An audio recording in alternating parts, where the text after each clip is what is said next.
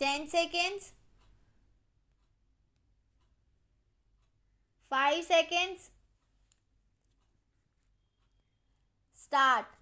It is the aforesaid directions and orders which have resulted in the filing of the several special leave petitions before this court by the Speaker and the 5 concerned MLAs.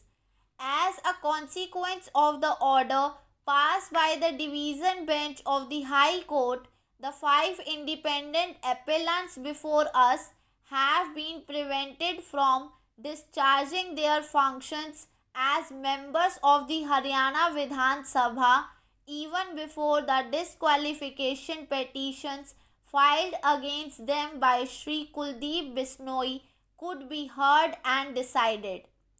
Appearing for the Speaker of the Vidhan Sabha, who is in the appellant in the appearing for the Speaker of the Vidhan Sabha, who is the appellant in the appeal arising out of SLP number 54 of 2012, Mr.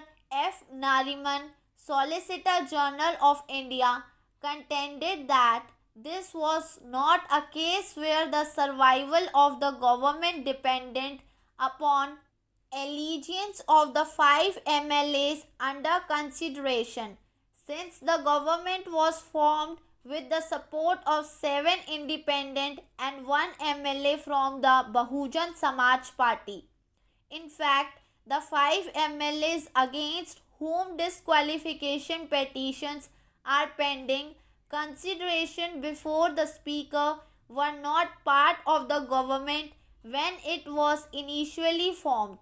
Mr. Nariman contended that the learned single judge decided the issue of meagre in terms of paragraph 4 of the 10th schedule to the Constitution by holding that the two orders dated 9th and 10th November 2009 were not final or conclusive, and that in any event when the disqualification petitions came to be decided, it would be open for the Speaker to reconsider the issue of meagre. The learned Solicitor General emphasized the fact that there was neither any appeal nor any cross-page objection in respect of the aforesaid decision of the learned single judge, and even if the same fell within one of the exceptions indicated in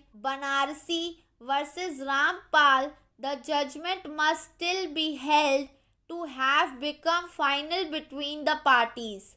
The learned Solicitor General then challenged the orders of the division bench of the High Court on the ground of violation of the principles of natural justice.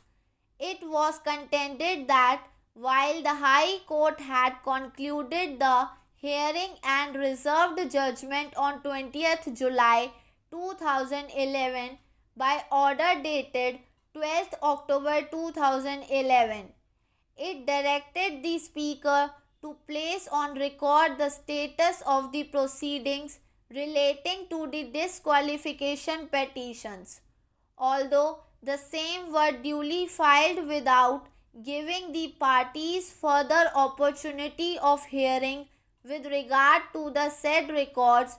The division bench directed the matter to be listed for further consideration on 19th December 2011.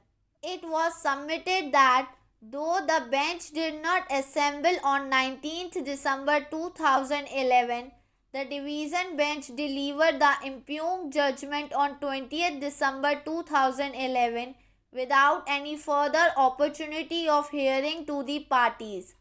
The learned Solicitor General submitted that the procedure adopted for contrary to the law laid down in another case wherein it was stated as under.